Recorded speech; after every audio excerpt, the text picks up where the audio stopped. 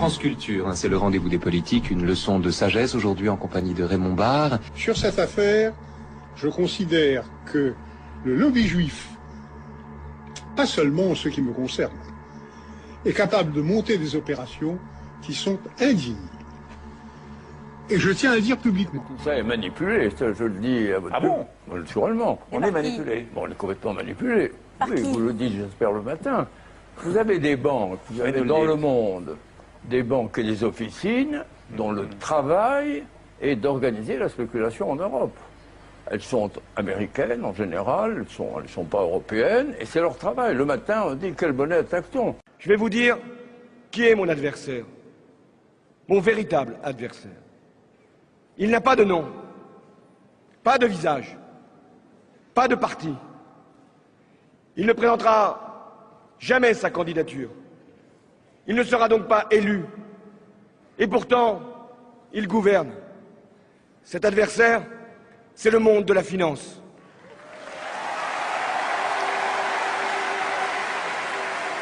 La France ne le sait pas, mais nous sommes en guerre avec l'Amérique. Oui, une guerre permanente, une guerre vitale, une guerre économique, une guerre sans mort apparemment.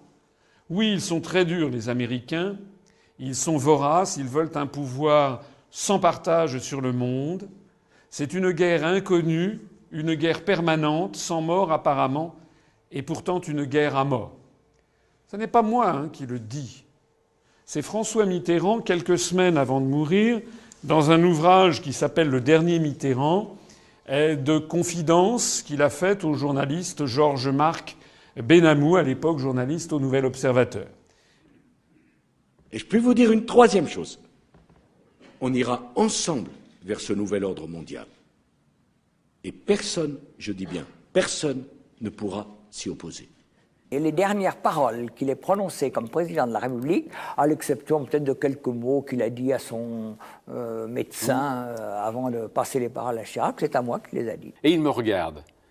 Vous constatez là, me dit-il, l'influence puissante et nocive du lobby juif en France. On ne met plus en doute, même quand on m'attaque avec une violence inouïe, que ces paroles aient été prononcées. Mais immédiatement après, on me dit, il les a peut-être dites, mais il ne fallait pas le répéter. Pas vous, pas comme ça, pas maintenant. Pas moi, pas maintenant. Mais pourquoi ?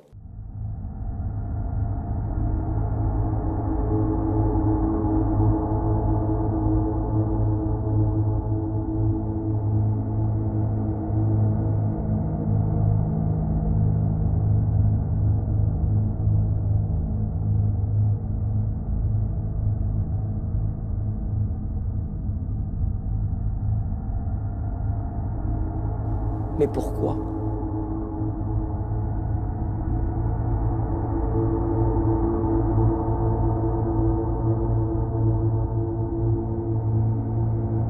Il ne fallait pas le répéter. Mais pourquoi ?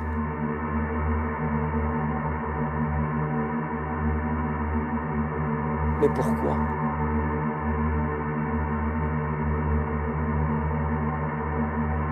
Il ne fallait pas le répéter.